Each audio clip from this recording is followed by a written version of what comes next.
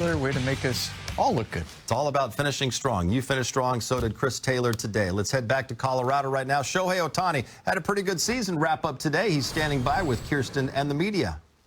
Shohei, first, congratulations, 162, postseason on the way. When you think about just what this year looked like for you, obviously a lot of success, a lot of accolades, 50-50. What are you most proud of, though, for yourself personally in regard to this year? 1年間まずおめでとうございます。振り返ってみて、一番印象に残っている功績、個人的な記録とか、いろいろありましたけども、一番記録に残った出来事は何だったでしょうか。いろいろもちろん記録とかいろいろありましたけど、まずは1年間しっかりと安定して出れたのが、一番自分の中で良かったですし、それに伴ってケアをしてくれた人たちもそうだし、サポートしてくれた人たちにまず感謝したいなと思います。First and foremost, I think the most important part of all this is that I was able to play consistently throughout the whole year, and I'm very thankful and grateful for all the staff who supported me throughout this year.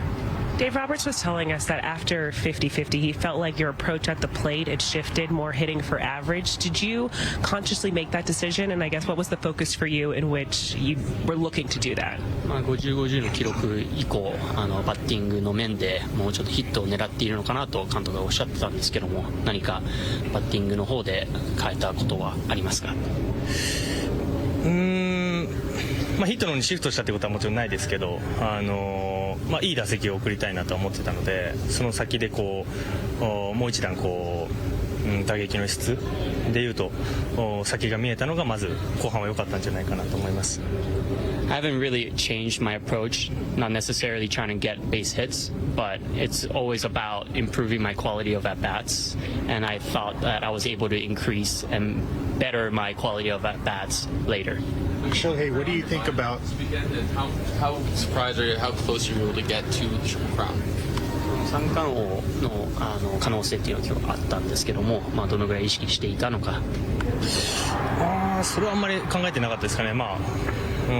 どのぐらいの差があるのかとかもちょっとよく分かってないですし、とりあえず自分のさっき言ってますいい打席を送りたいなとは思ってました。I didn't think about the Triple Crown, nor was I aware of how far or close I was to it today. Just today I was focused on having quality at-bats.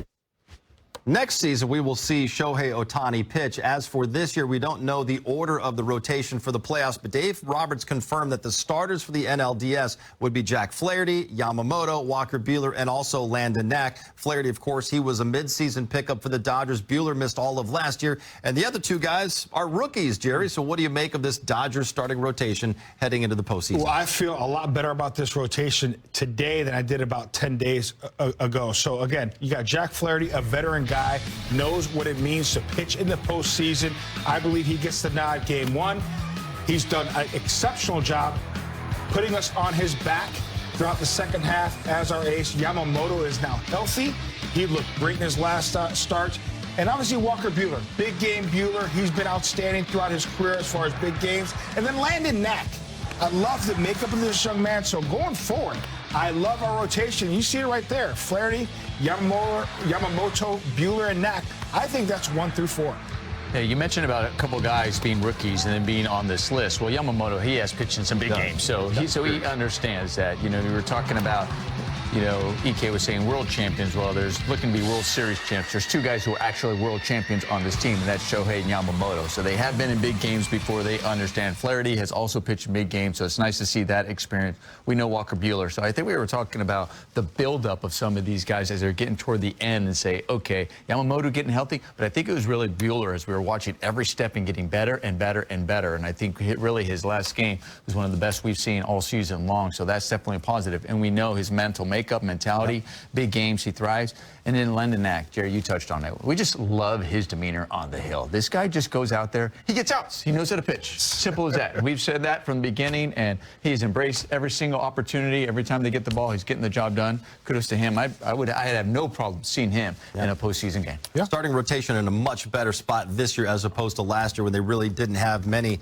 if any, healthy arms going into that NLDS. As our friend Ned Colletti would often say, the team you have on opening day Not going to be the same roster you take into the postseason. Sure enough, that's the case with this Dodgers team. Among the new faces added mid-season, Nomar, Michael Kopech, outstanding for the Dodgers since putting on that uniform and coming over from the White Sox. He really has. He's been incredible. And, you know, we were talking about with Evan Phillips' struggles over the course of this season.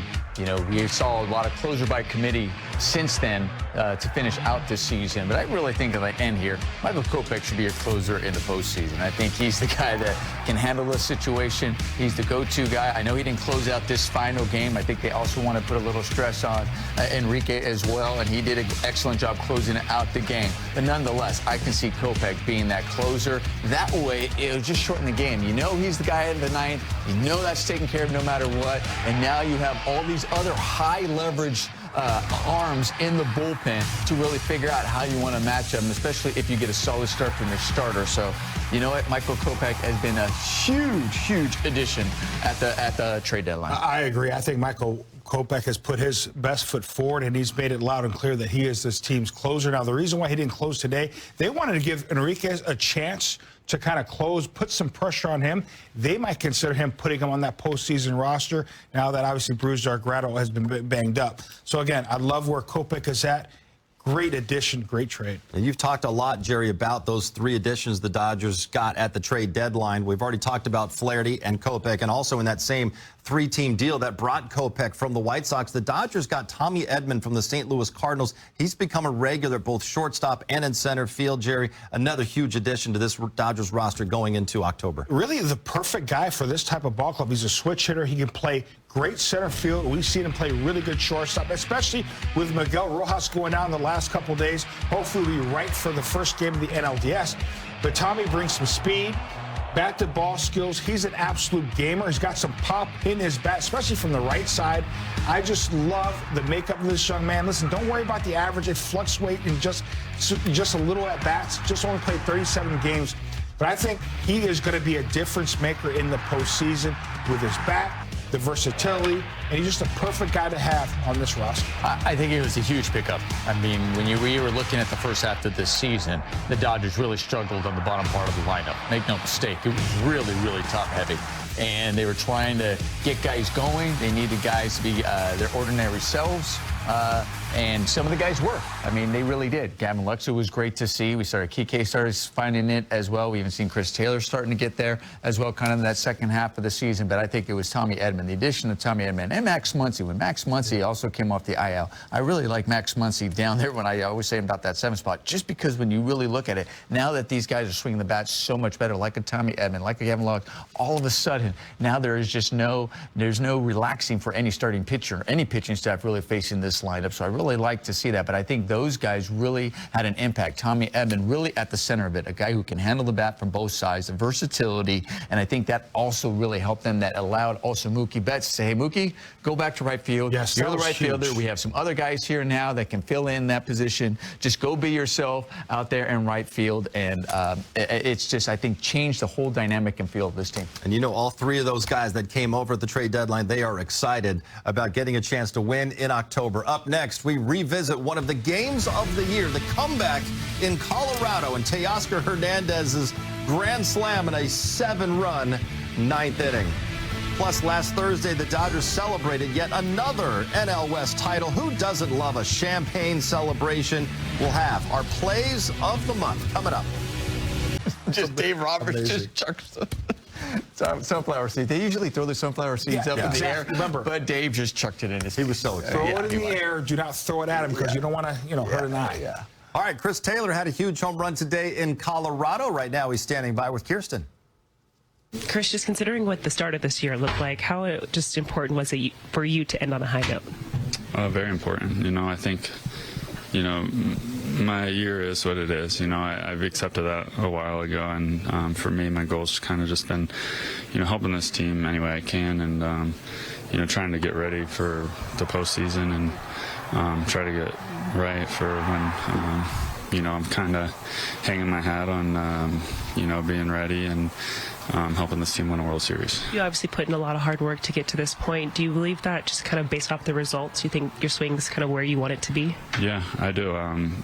Really, ever since I got off the IL, it's felt more consistent. And obviously, there's still like days where it's not great, but that's baseball, right? And you know, overall, I feel like I'm in a much better place, and I have a consistent routine every day, and my approach has been much better. What was the swing change you made when you came back from the IL, and how's it helped you kind of be more consistent here down the stretch? Well, yeah, my setup's different. I put the bat on my shoulder to start, and then like my whole, I kind of added a connection. I really don't want to get too much into it because it's kind of would take me too long to explain, but it was just finding new feels, and you know, what I was doing before had kind of ran its course a little bit, and you know, so I used that time off to find some new feels, and yeah, just overall I feel like I started seeing the ball much better, and I was able to use the whole field better. As if there's any doubt about the National League MVP, here's Shohei Ohtani's season in graphic form. First in home runs, first in OPS, RBIs, runs scored, made a run at the batting title, finished second to Luis Arraez, second in stolen bases behind Ellie De La Cruz. We know he's in a class of one, and he's not available for our first award of the day. We're handing out awards right now. The best newcomer. Nomar, you've got the position players. Who's your best newcomer not named Shohei? Yeah, because Shohei, you know, we can't count him because obviously he'd be it, but we got to give it to Teoscar Hernandez. I mean, coming over here to the Dodgers, we are wondering who was going to be able to drive the runs in. I mean, J.D. Martinez left the hole there, and then they had to find somebody, and boy, Teoscar Hernandez filled in nicely. 99 RBIs, 33 home runs. He is as clutch as they come. Oh, he's also the home run derby champion as well. So loves the big stage, loves the big moment. And let's not forget, aside from the production, unbelievable to have in the clubhouse. Just an incredible addition. And Jerry, your best newcomer on the pitching side is Jack Flaherty. Well, he's the newest of the new because we got him at the deadline, and boy, he's been needed. Stepped in as our ace, been outstanding all season long. It started with Detroit, and he carried over when he put on that Dodger blue. He's an innings eater, loves the ball, loves the big stage. He has postseason experience as well. Jack Flaherty grew up a Dodger fan. Now has a chance to lead this Dodger staff into the postseason and hopefully a World Series championship. Sure, he's had a few pinch me moments, all those times that he spent as a kid going to Dodger games, and his mom talked about it as well, taking him when he was just even a year old to Dodger games, and now he's wearing that Dodger uniform. All right, biggest surprise of 2024. Nomar, you're going with this guy. Yeah, I'm going with Andy Pages. I mean, didn't make the club out of spring training. Yeah, he was there with the big club at spring training, but at the same time thinking it was James Outman's position out there in center field. Outman had some struggles, so they had to make a call up here. Andy Pages really embracing the opportunity and not letting it go, supplying solid defense out there in center field. From the offensive side, started off hot. Okay, you have some struggles. That's the ebbs and flows of baseball, but you have to make adjustments, and he has made them, and gets called back up here toward the end of the season, has been swinging really well. Might see himself on that post-op. Jerry, your biggest surprise on the pitching side. I'll tell you what, Gavin Stone really went back this offseason and really revamped his pitching style, added a couple pitches, became a strike thrower, and got better as the season went along. It is a shame that he is lost for the regular season because he is a staple of this rotation, a guy that got better and better. So I have him as the biggest surprise because he worked extremely hard to make himself into a quality big leaguer, but he went beyond that. He made himself into a guy we rely upon when he's healthy.